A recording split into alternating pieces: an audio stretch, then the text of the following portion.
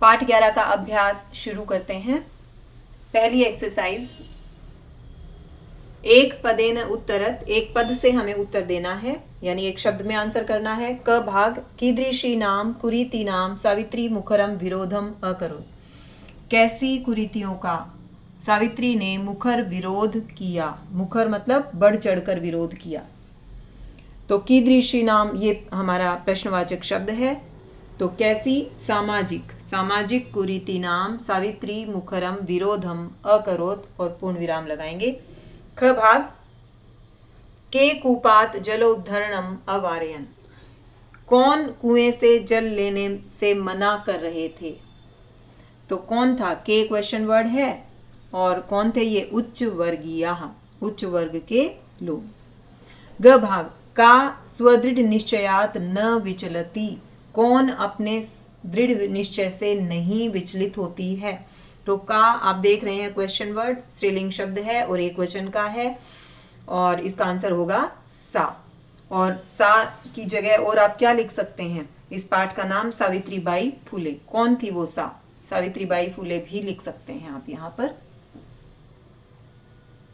घ भाग, विधवानां शिरोमुंडनस्य निराकरणाय सा कई मिलिता।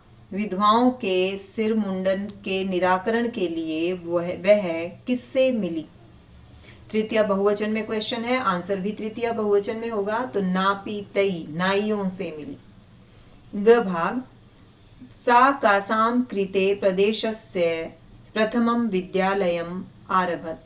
उसने किसके लिए प्रदेश का पहला विद्यालय आरंभ किया।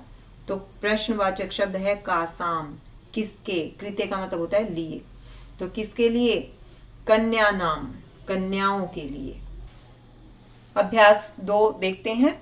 पूर्ण वाक्येन उत्तरत, पूर्ण वाक्य से उत्तर देना है।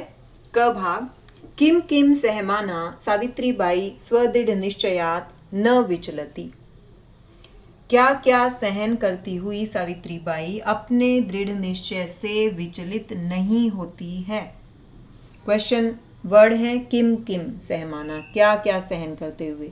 तो इसकी जगह आएगा स्व ऊपरी धूलिम प्रस्तर खंडान च सहमाना सावित्रीबाई स्वदृढ़ निश्चयात न विचलती। अपने ऊपर मिट्टी और पत्थर के टुकड़ों को सहन करती हुई सावित्रीबाई अपने दृढ़ निश्चय से विचलित नहीं होती है।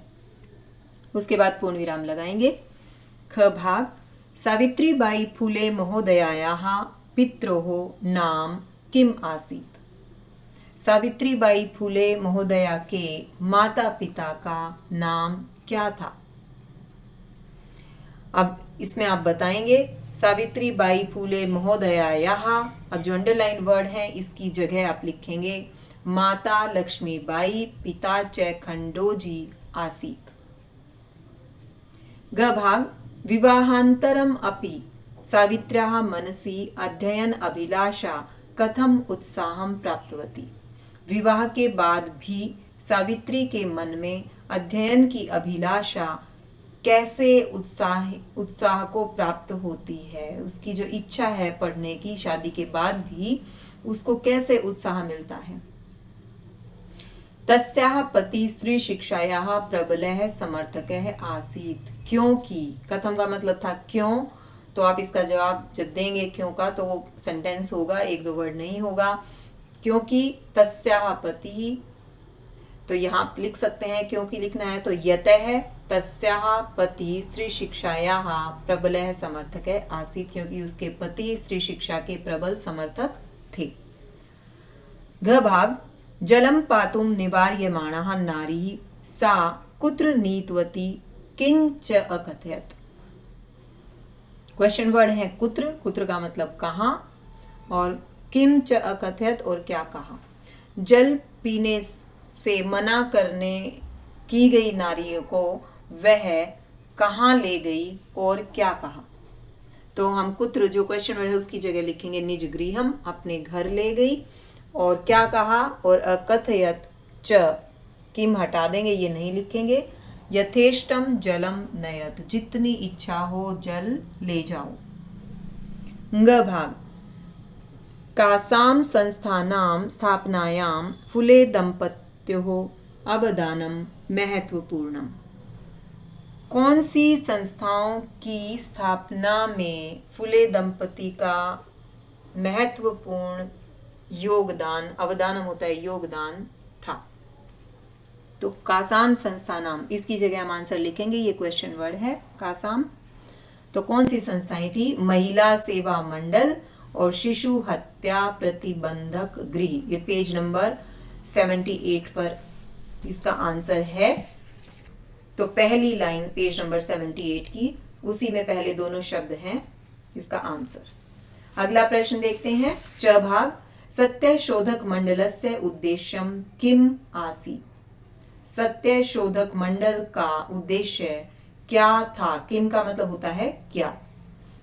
ये भी पेज नंबर 78 पे थर्ड लाइन जब आप देखेंगे, पेज नंबर 78 थर्ड लाइन, तो अस्य मंडलस्य उद्देश्यम आसीत् उत्पीड़ितानां समुदायानां स्वाधिकारान् प्रति जागरणम इति। तो मैंने पूरी लाइन नहीं लिखी है, मैंने आपको बता दिया है, page number 78 third line starting और एंडिंग लिख दी है।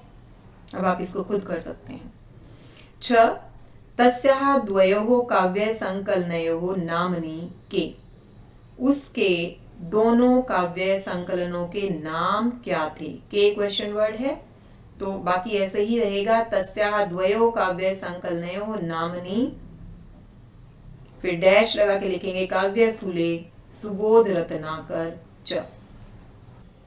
तीसरी एक्सरसाइज देखते हैं। तो तीसरा अभ्यास, रेखांकित पदानि अधिकृत्य प्रश्न निर्माणम कुरुत। जो रेखांकित पद हैं, जिनके नीचे रेखा लगी हुई है, उनसे प्रश्न निर्माण करने हैं आपको, उसको आधार मानकर।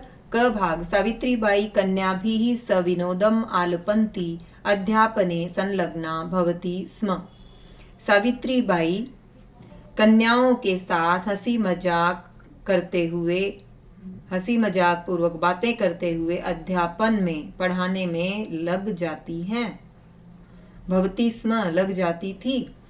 तो किसके साथ? यहाँ पे तृतीय विभक्ति है, तो जब आप इसके लिए क्वेश्चन वर्ड करेंगे, आपका भी जो क्वेश्चन है वो तृतीय विभक्ति में ही होगा। क्या होगा? का भी। सेम विभक्ति में, जिसमें आंसर है आपके पास, उसी में आपका क्वेश्चन होगा। ख भाग, सा महाराष्ट्रस्य प्रथमा महिला शिक्षिका आसीत्। वह महाराष्ट्र की प्रथम महिला शिक्षिका थी। महाराष्ट्र से, इस शब्द में षष्ठी विभक्ति एक वचन का प्रयोग है, तो आपके क्वेश्चन में भी षष्ठी विभक्ति एक वचन का प्रयोग होगा, और वो क्या होगा? कस्य। महाराष्ट्र से का क्वेश्चन वर्ड बनेगा कस्य। नेक्स्ट देखते हैं। ग भाग, सा स्वपतिना सह कन्यानां कृते प्रदेशस्य प्रथमं विद्यालयम् आरभत। उसने अपने पति के साथ कन्याओं के लिए प्रदेश का पहला विद्यालय शुरू किया। किसके लिए? कन्या नाम।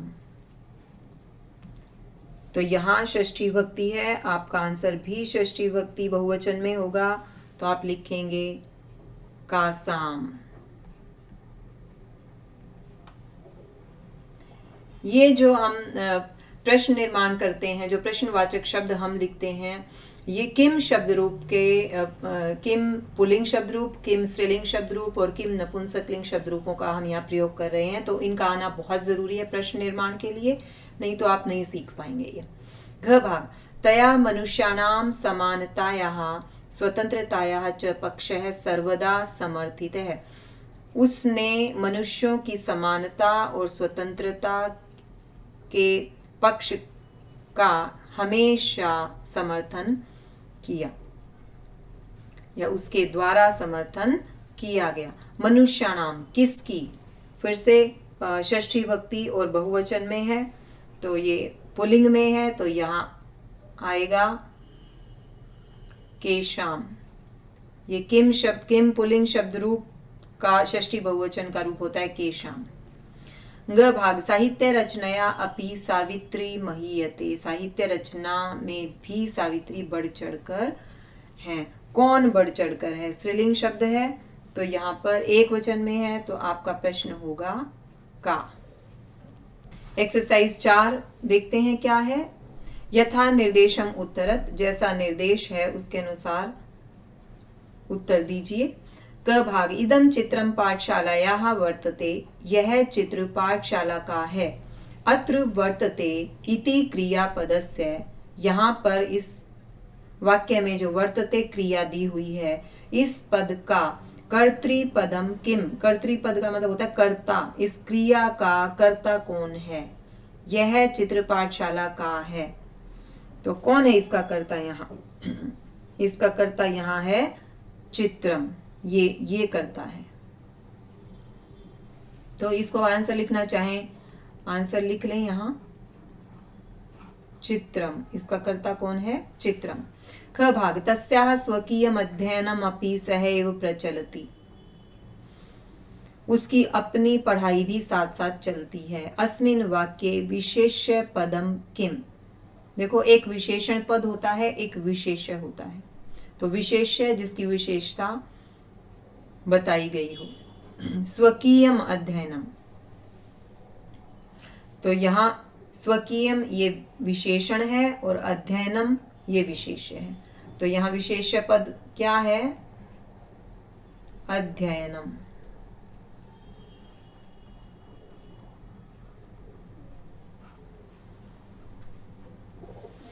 ग भाग अपि यूयम इमाम महिलाम जानीत, क्या आप सब भी इस महिला को जानते हैं? अस्मिन् वाक्ये यूयम इति पदम केभ्यः प्रयुक्तम, किसके लिए प्रयुक्त हुआ है? तो जब ये कहा है क्या आप सब, तो आप सब कौन, किसके लिए कहा है? छात्रेभ्यः, छात्रों के लिए, जो पाठक है उसी के लिए है ना। तो छात्रेभ्यः। घ भाग सा ताः स्त्रियः निज गृहं नीतवती, वह उन स्त्रियों को अपने घर ले गई। अस्मिन् वाक्ये सा इति सर्वनाम पदम कस्यै प्रयुक्तम, जो सा शब्द है इस वाक्य में वो किसके लिए प्रयुक्त हुआ है? सावित्री बाई महोदया यही। तो यहाँ चतुर्थी है कस्यै में, तो आपके आंसर में भी चतुर्थी होगी। तो सावित्री बाई महोदयायै।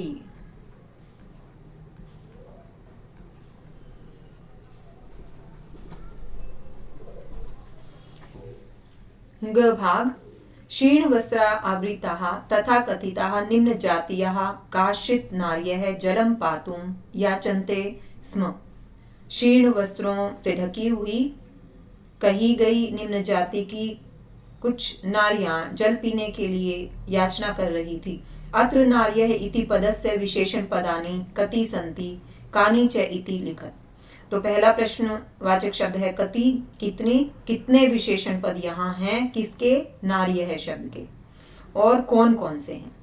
तो ये नार्यः शब्द है, ये सारे से पहले जितने भी हैं, शीर्ण वस्त्रावृताः ये भी विशेषण है, तथा कथिताः ये भी विशेषण है, निम्न जातीयाः ये भी विशेषण है, और काश्चित् ये भी विशेषण है। किसका? नार्यः का। तो ये चार यहाँ नार्यः के विशेषण हैं, और नार्यः शब्द जो है ये विशेष्य है। तो कति का आंसर होगा विशेषण पदानी। तो इसी के साथ कितने? चार। तो ये जो विशेषण पदानी शब्द है ये नपुंसकलिंग शब्द है, तो हमें भी नपुंसकलिंग शब्द में ही लिखना होगा चत्वारि, चार है। कानी कौन कौन से हैं ये आपको बता दिया है। शीर्ण वस्त्रावृताः तथा कथिताः निम्न जातीयाः काश्चित्, ये सभी विशेषण हैं।